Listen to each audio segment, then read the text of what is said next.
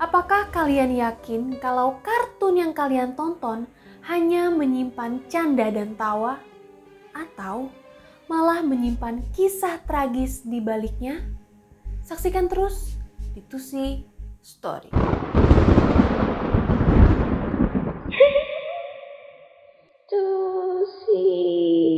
Welcome back to Tusi Story, di mana ada Tusi, di situ ada story. Guys, sebelumnya aku mau minta maaf banget karena aku baru sempat upload. Soalnya guys, sumpah aku bener-bener kayak lagi banyak kerjaan banget nih, sibuk banget ya kerjaan di kantor nih. Ditambah lagi, PC aku bermasalah. Bener-bener gak bisa upload video, ya Allah. Semoga YouTube aku cepat monetize jadi aku bisa beli PC baru ya guys. Doain. Oke guys, di Tusi Story kali ini aku akan membahas kisah kelam di balik kartun-kartun semasa kecil. Kalian akan terkejut dan gak menyangka kalau kartun-kartun yang kalian tonton waktu kalian kecil yang memberikan keceriaan untuk hari-hari kalian pada saat weekend atau pada saat pulang sekolah ternyata menyimpan teori kelam yang gak akan kalian duga. Pas aku tahu aja, aku bener-bener kaget, terkejut, jut. Nah, nggak usah lama-lama, daripada kalian penasaran, mendingan kita mulai aja ceritanya. Tapi seperti biasa guys, terus dukung channel aku dengan klik tombol subscribe dan juga nyalain notifikasinya biar kalian semua tahu kalau aku upload video baru. Now, let the story begin. Kartun yang pertama ada SpongeBob SquarePants. SpongeBob SquarePants!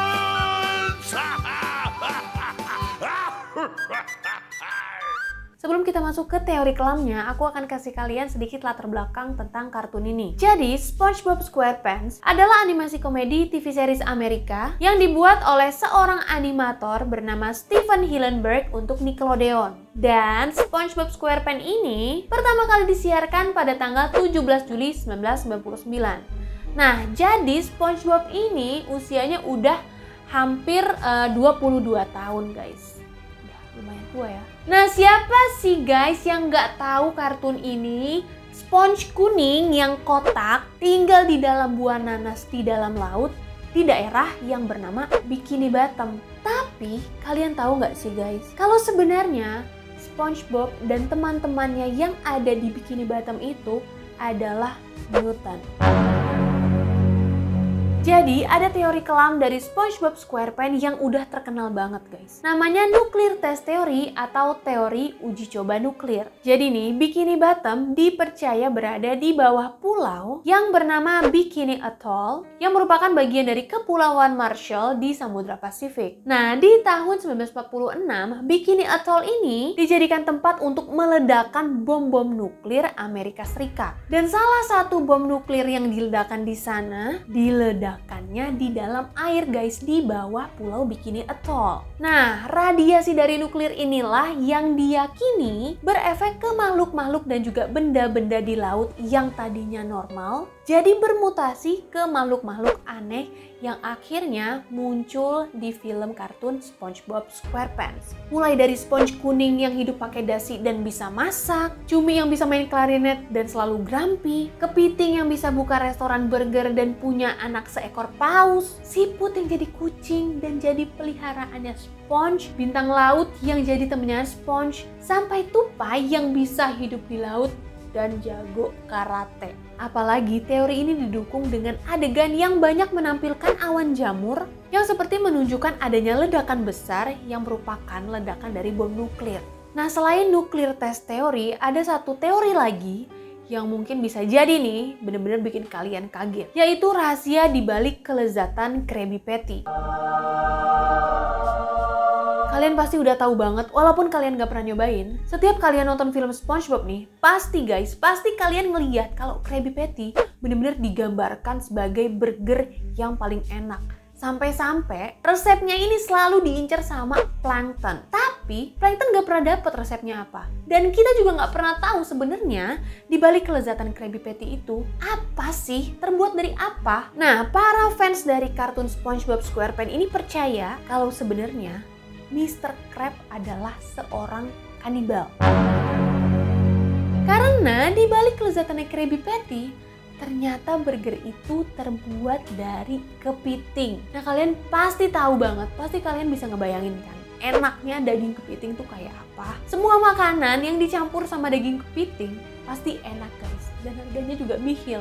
Nah karena itulah burger ini diyakini terbuat dari kepiting karena rasanya super duper enak. Dan dari namanya aja udah Krabby Patty, Krabby berkepiting. Itu tuh udah jelas-jelas namanya Krabby Patty yang menandakan kalau burger itu terbuat dari kepiting. Jadi emang kayak gak salah gitu kalau teori ini bilang Mr. Krab adalah seorang kanibal. Satu lagi, apakah kalian pernah memperhatikan kalau di film SpongeBob SquarePants ada kepiting lain selain Mr. Krab? Pernah nggak? Pernah nggak kalian lihat nih di salah satu episodenya SpongeBob aja deh, ada nggak kepiting selain Mr. Krab?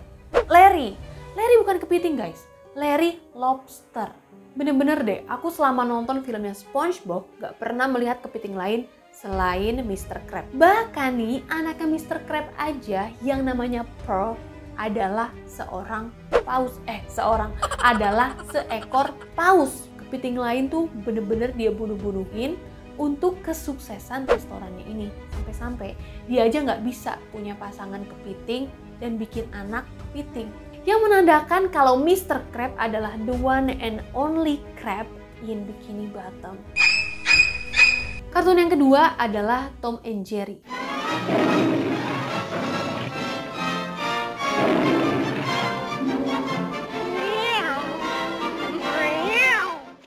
Sedikit background dari Tom and Jerry. Tom and Jerry adalah animasi waralaba Amerika Serikat dan serial film pendek komedi yang dibuat pada tahun 1940 oleh William Hanna and Joseph Barbera. Nah, Tom and Jerry ini merupakan kartun yang dari dulu cuman menceritakan kejar-kejarannya kucing yang bernama Tom dan juga tikus yang bernama Jerry.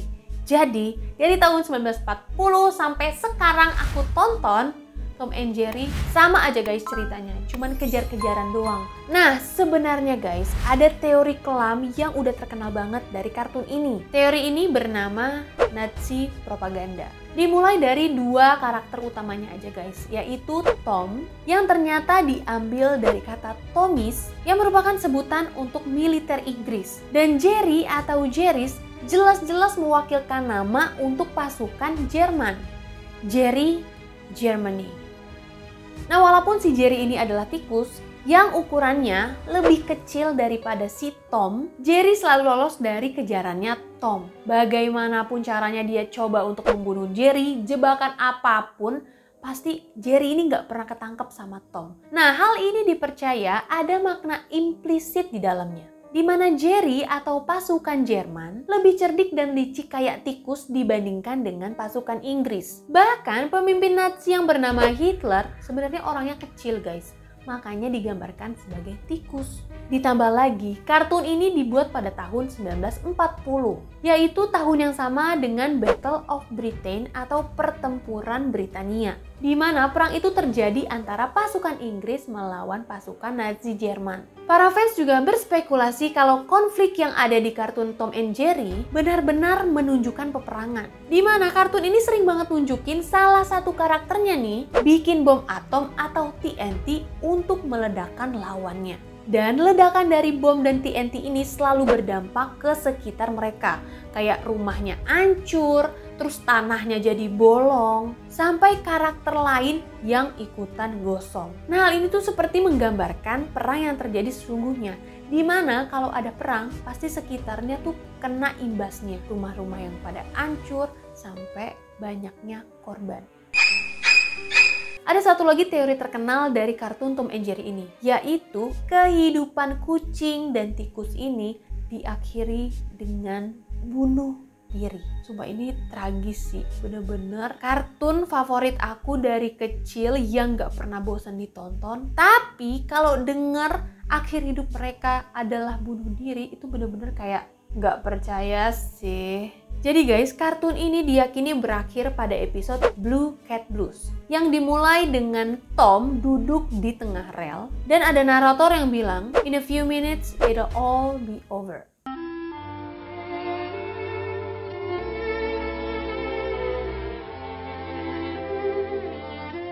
Poor Tom.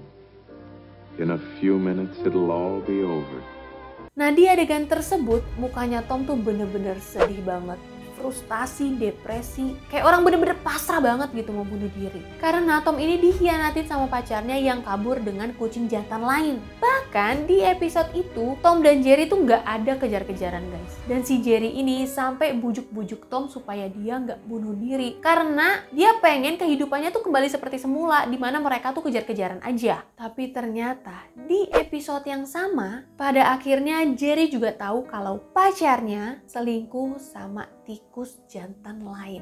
Dan pada saat itu juga Jerry langsung gabung dengan Tom yang duduk di tengah rel kereta api.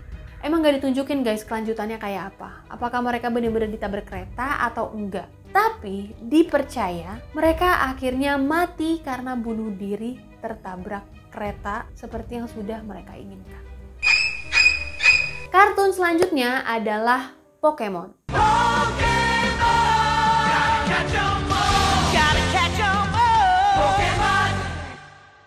Tahu nggak sih kalian guys kalau ada teori yang bilang kalau dunia Pokemon sebenarnya hanya imajinasi dari tokoh utama yang bernama Ash saat dia tertidur koma. Nah, di episode pertama, kehidupannya Ash benar-benar digambarkan berjalan normal sampai akhirnya dia mengalami kecelakaan sepeda yang mengakibatkan Ash koma. Nah, waktu Ash tersadar, tiba-tiba dunianya udah berubah guys. Dari dia tersadar itu, Ash mulai keliling dunia untuk menjalani petualangan. Dia juga mencari atau menghadapi battle makhluk-makhluk aneh yang disebut dengan Pokemon. Dan ada satu hal yang aneh guys, yang kalian pasti sadar sebenarnya. Dimanapun Ash berada, di kota manapun dia bertempur, perawat dan polisi yang bertugas pasti sama guys, ya kan? Pasti. Kalau misalkan ada apa-apa yang bertugas, perawat sama polisinya tuh sama guys. Yang polisi rambutnya biru, yang perawat rambutnya pink. Cerita ini kemudian disimpulkan oleh para fansnya Pokemon kalau Ash sebenarnya nggak pernah bangun setelah dia mengalami kecelakaan sepeda. Jadi dia ditemukan nggak sadar dan langsung dibawa ke rumah sakit. Nah, waktu lagi di rumah sakit ini, Ash dikasih obat atau injeksi sama dokter untuk mengobati lukanya. Dan disinilah Ash masuk ke dunia Pokemon. Waktu dikasih suntikan itu yang membuat dia masuk ke dunia Pokemon. Karena obat-obatan itu dimaksudkan untuk menjaga tubuh Ash tetap hidup dan tetap membantu pikirannya untuk sadar sehingga dia tidak mati dalam koma. Tapi yang ada obat itu membangun imajinasi dia tentang dunia Pokemon. Jadi, imajinasi saat Ash koma seperti membangun dunia baru untuk menjadi tempat dia berpikir dan aktif. Nah, untuk perawat dan polisi yang ada di dunia Pokemon, mereka sebenarnya adalah orang-orang terpercayanya Ash di dunia asli yang membantu Ash untuk tetap punya ingatan sama dunia nyata. Makanya dua orang itu selalu muncul di kota manapun Ash ini berada. Dan teori kartun yang terakhir adalah Happy Tree Friends. Nah, teori Happy Tree Friends ini dikhususkan untuk subscriber setia aku yang bernama Jesslyn. Jesslyn, this is for you. Oke guys, jadi latar belakangnya Happy Tree Friends adalah animasi dewasa Amerika yang dibuat oleh Aubrey Ancrum, Rod Montague, dan Kenry Navarro. Nah, Happy Tree Friends ini pertama kali disiarkan pada tahun 1999. Walaupun Happy Tree Friends adalah kartun dan karakternya adalah hewan-hewan lucu yang berwarna-warni, animasi ini benar-benar tidak ditujukan untuk anak-anak. Cerita dari Happy Tree Friends ini benar-benar sangat sadis dan kejam guys. Sampai-sampai guys, kartun ini tuh di-ban sama Rusia karena pemerintah Rusia menganggap animasi ini terlalu sadis. Nah, Happy Tree Friends juga pernah ditayangkan di Indonesia, tapi cuma sebentar. Abis itu ya udah nggak ada lagi. Ada teori yang tersebar di antara para fans kartun Happy Tree Friends yang mengungkapkan kalau sebenarnya setiap karakternya ini menggambarkan jiwa dari seseorang yang mati dengan tragis. Ini aku akan menyebutkan latar belakang dari beberapa karakter Happy Tree Friends. Tapi nggak semua guys, aku cuma nyebutin yang sering muncul dan juga ikonik banget. Karena guys, kalau aku sebutin semuanya, satu video aja nggak akan cukup. Ini ada lebih dari 20 karakter. Yang pertama, Giggles. Giggles menggambarkan seorang perempuan manis yang bernama asli Gwen.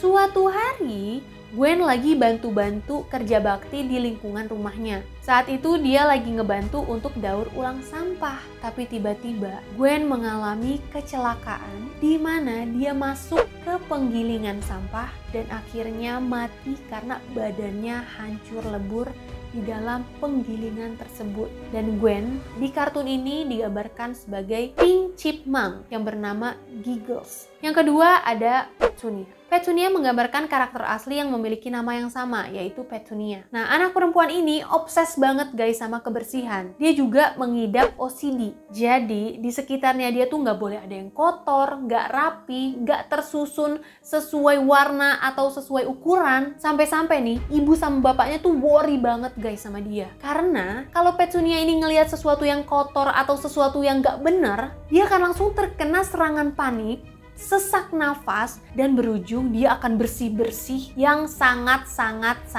lebay. Saking capeknya nih bapaknya sama tingkah laku anaknya si Petunia, suatu malam saat Petunia lagi cuci piring sehabis makan malam, bapaknya membunuh Petunia dengan menggiling dia di gilingan sampah yang ada di tempat cuci piring.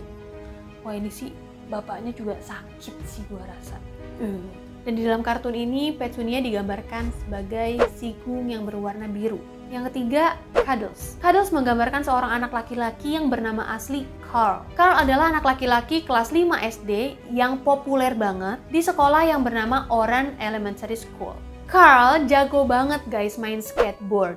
Dan dia suka banget extreme challenge, tantangan yang ekstrim. Suatu hari, Carl ini dikasih tantangan untuk meluncur di atas rel dan melakukan backflip 360 derajat yang di bawahnya ada pisau yang sangat tajam. Challenge accepted dan Carl benar-benar melakukan tantangan ekstrim tersebut. Tapi waktu dia meluncur dan backflip, Carl gagal dan akhirnya jatuh ke atas razor blade yang membuat badannya terpotong-potong. Dan akhirnya dia mati dengan sangat tragis. Dan Carl di kartun ini digambarkan sebagai kelinci berwarna kuning. Tokoh yang keempat, Lumpy. Lumpy menggambarkan seorang anak laki-laki yang bernama Luke. Nah, Lumpy adalah seorang anak yang berbakat dan juga berani. Dan dia juga orang yang sangat peduli sama orang lain. Waktu dia dan keluarganya pergi piknik, tiba-tiba guys ada beruang yang menyerang keluarganya. Dengan beraninya, Luke mencoba untuk melawan beruang tersebut demi melindungi keluarganya. Tapi naasnya guys, Luke akhirnya mati diterkam oleh beruang. Dan Luke digambarkan sebagai Blue Moose atau rusa besar berwarna biru. Nah, tokoh-tokoh lain di kartun ini benar-benar memiliki cerita kematian yang sangat tragis guys. Gak beda jauh sama yang udah aku sebutin sebelumnya. Makanya gak heran guys kenapa kartun ini sadis. Karena emang terinspirasi dari kematian tokoh aslinya yang sangat tragis.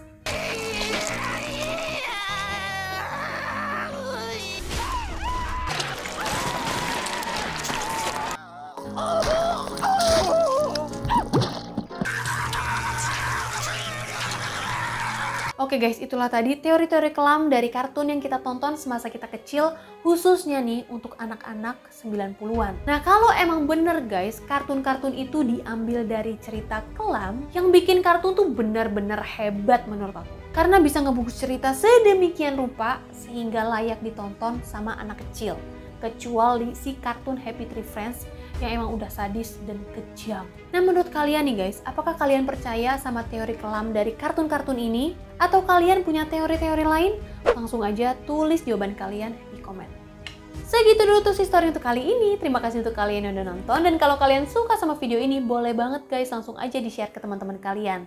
Nah, kalau kalian mau nonton video lain yang gak kalah menegangkan dan gak kalah seru, langsung aja diklik video selanjutnya. Jangan lupa like video ini dan juga subscribe channel aku. Tusi pamit, you guys on the next video and bye.